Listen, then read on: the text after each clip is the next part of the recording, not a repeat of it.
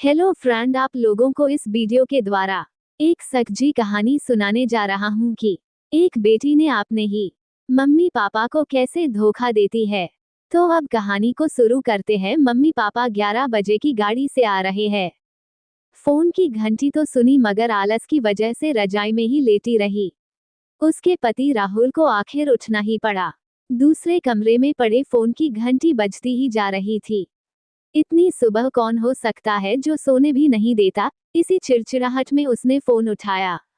Hello, कौन? तभी दूसरी तरफ से आवाज सुन सारी नींद खुल गई। नमस्ते पापा। बेटा, बहुत दिनों से तुम्हें मिले नहीं, सो हम दोनों 11 बजे की गाड़ी से आ रहे हैं। दोपहर का खाना साथ में खाकर हम 4 बजे की गाड़ी वापस लौट जाएंगे। ठीक है। हाँ पापा, मैं स्टेशन पर आपको लेने आ जाऊंगा। फोन रखकर वापस कमरे में आकर उसने रचना को बताया कि मम्मी पापा 11 बजे की गाड़ी से आ रहे हैं और दोपहर का खाना हमारे साथ ही खाएंगे। रजाई में घुसी रचना का पारा एकदम 7वें आसमान पर चढ़ गया। कोई इतवार को भी सोने नहीं देता, अब सबके के लिए खाना बनाओ। पूरी नौकरानी बना दिया है। गुस्से से उठी और बाथरूम में घुस गई। राहुल हक्का बक्का हो उसे देखता ही रह गया। जब वो बाहर आई तो राहुल ने पूछा, क्या बनाओगी? गुस्से से भरी रचना ने तुनक के जवाब दिया, अपने को तल के खिला दूंगी।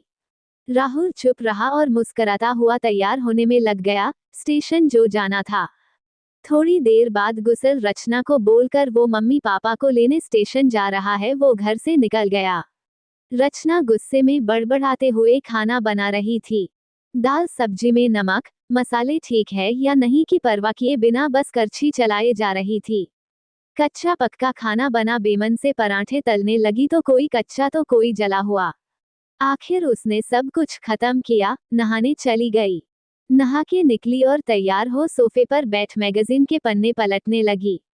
उसके मन में तो बस ये चल रहा था कि सारा संडे खराब कर दिया। बस अब तो आएं, खाएं और वापस जाएं। थोड़ी देर में घर की घंटी बजी तो बड़े बेमन से उठी और दरवाजा खोला। दरवाजा खुलते ही उसकी आंखें हैरानी से फटी की फटी रह गई और मुंह से एक शब्द भी नहीं निकल सका। सामने राहुल के नहीं उसके अपने मम्मी पापा खड़े थे जिन्हें राहुल स्टेशन से लाया था। मम्मी ने आगे बढ़कर उसे झिंझोड़ा, अरे क्या हुआ? इतनी हैरान परेशान क्यों लग रही है? क्या राहुल ने बताया नहीं कि हम आ रहे हैं?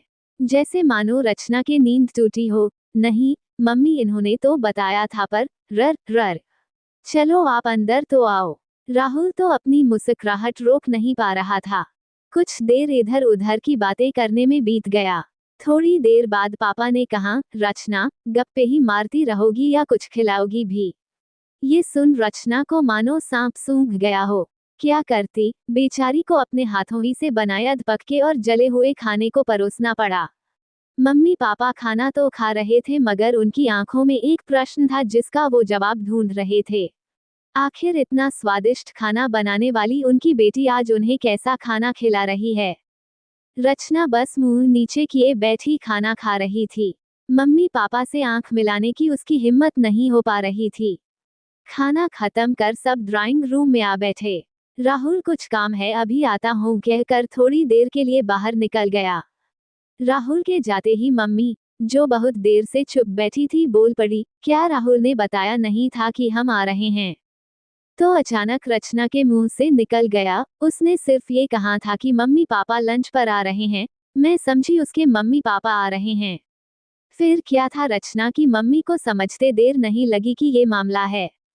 बहुत दुखी मन से उन्होंने रचना को समझाया, बेटी, हम हो या उसके मम्मी पापा, तुम्हें तो बराबर का सम्मान करना चाहिए।